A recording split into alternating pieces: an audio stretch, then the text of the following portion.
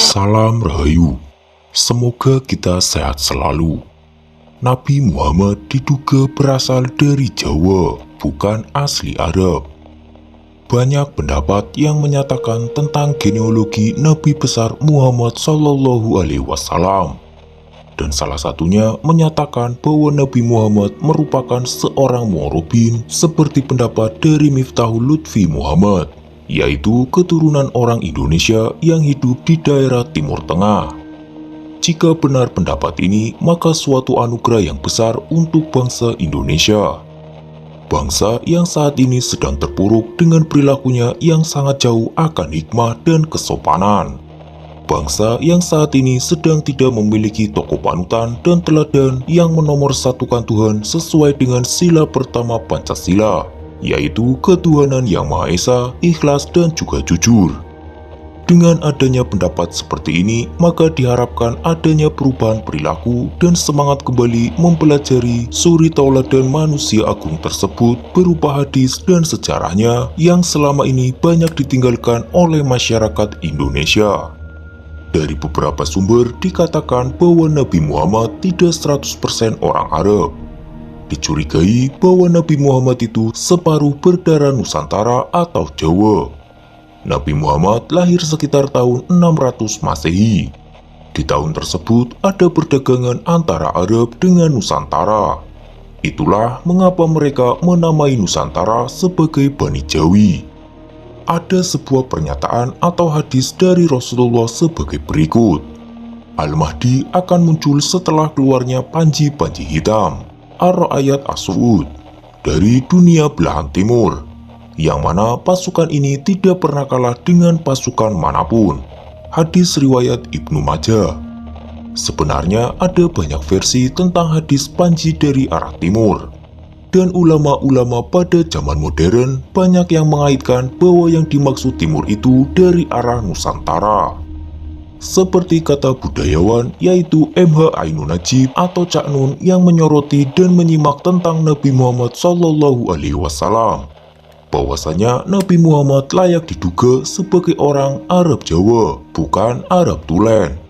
Nabi Muhammad Shallallahu Alaihi Wasallam menolak digambar wajahnya demi menghindari kontroversi pada masa setelah ia wafat. Kontroversi itu terutama mengenai ciri fisik Nabi Muhammad Shallallahu Alaihi Wasallam yang layak diduga tidak persis Arab Tulen. Cara berjalan Nabi Muhammad tidak menunjukkan ciri gestur Arab Tulen yang mendongakkan kepala dan jumawa. Cara berjalannya pun ialah melangkah santun dan seperti menuruni ketinggian bukit atau tawadu. Cara berjalan Nabi Muhammad Sallallahu Alaihi Wasallam adalah berat badan atas condong ke depan atau membungkuk dan kaki kuat berkuda-kuda. Tutur katanya juga lemah lembut. Mana ada orang Arab Tulen yang demikian, terutama pada masa itu. Tutur kata lemah lembut ini adalah khas Jawa. Berbeda jauh dari style Arab yang suka berbicara dengan cara meledak-ledak. Gestur dan tutur kata Nabi Muhammad Sallallahu Alaihi Wasallam ini menjadi magnet sehingga kehadirannya menyedot perhatian Arab-Arab Tulen. Nabi Muhammad suka bertapa atau khalwat. Bangsa Arab Tulen tidak mempunyai tradisi demikian. Bertapa adalah khas Jawa. Jika membicarakan tentang garis keturunan Nabi Muhammad Sallallahu Alaihi Wasallam, maka tidak jauh pembicaraannya dengan Ibunda Siti Hajar dan Nabi Ismail alaihi salam.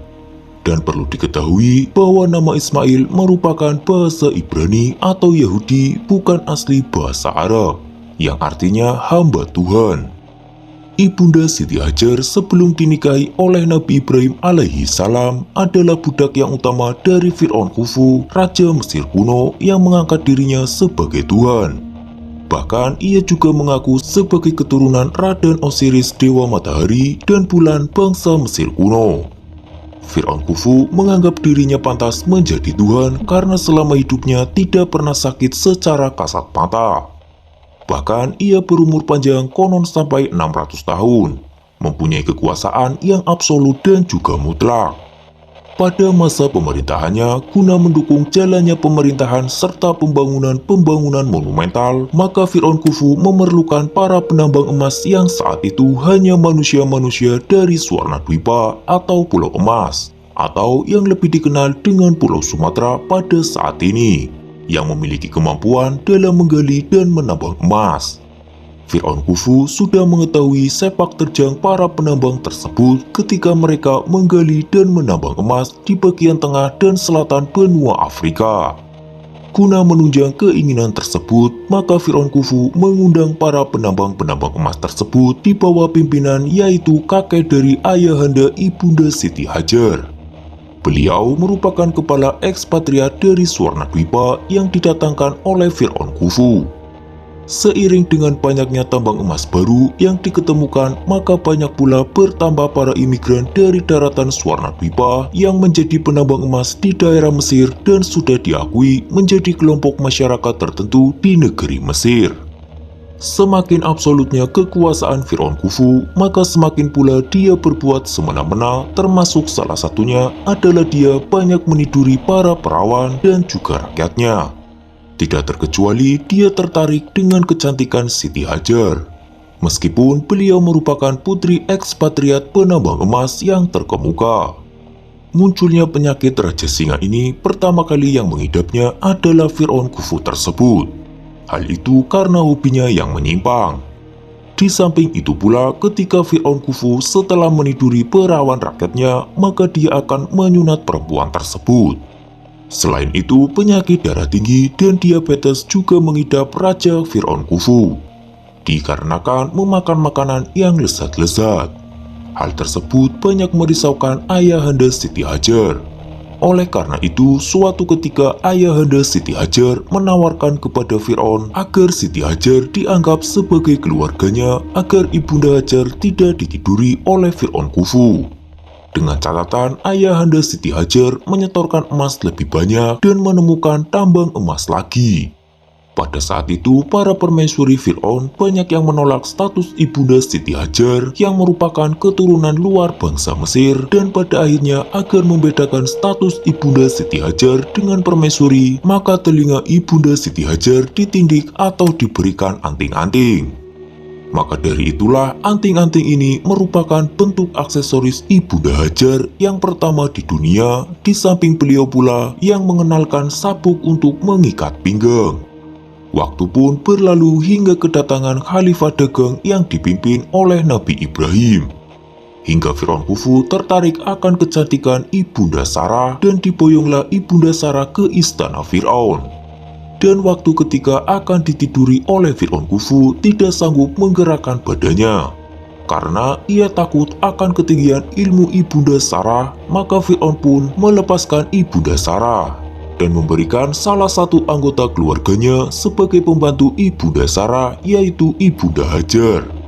Ibunda Hajar pun ikut rombongan dari Nabi Ibrahim yang kelak dinikahinya dan kemudian ditempatkan di Mekah, serta memiliki anak yang bernama Ismail dan mempunyai keturunan sebagai nabi penutup, yaitu Nabi Muhammad SAW.